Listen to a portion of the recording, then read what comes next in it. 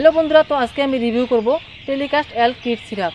Telecast এল kid syrup কখন ব্যবহার করা হয়, কি কাজে ব্যবহার করা হয়, কত পরিমাণে এই সিরাপটা ব্যবহার করবেন, আর এই সিরাপের কি সাইড এফেক্ট হতে পারে সেই বিষয়ে এই ভিডিওতে আমি আলোচনা করব।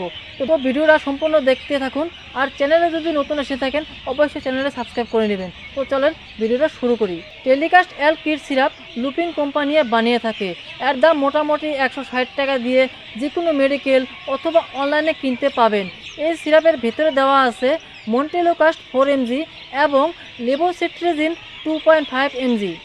তো জেনে নেই কী কাজে ব্যবহার করা হয়। যেরকম বাচ্চাদের সর্দি থাকে, নাক দিয়ে জল পড়ে, বারবার হ্যাঁচি আসে এবং নাক খুঁজায়, গলা খুঁজায়, চোখ দিয়ে জল পড়ে, চোখ খুঁজায়, গলা খুঁজায়, স্কিনে অ্যালার্জি হয়ে যায়, স্কিনে লাল লাল এবং স্কিনে দানা দানা হয়ে গেছে, সেই ক্ষেত্রে এই সিরাপটা ব্যবহার করা হয়।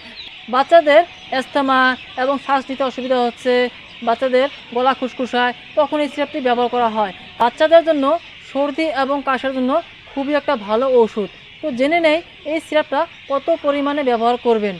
2 বছরের উপরের বাচ্চাদের জন্য 2.5 ml করে দিনে একবার, আর 5 বছরের উপরের বাচ্চাদের জন্য 5 ml করে দিনে একবার খাওয়ার পর দিতে হয়। এই সিরাপটা ব্যবহার করার আগে অবশ্যই ডাক্তারের সাথে পরামর্শ করে নেবেন, আর এই সিরাপটা ছোট বাচ্চাদের থেকে দূরে রাখবেন।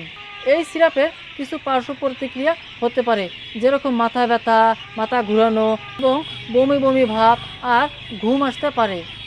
তো বন্ধুরা, এই ছিল টেলিকাস্ট এল কিড সিরাপের রিভিউ।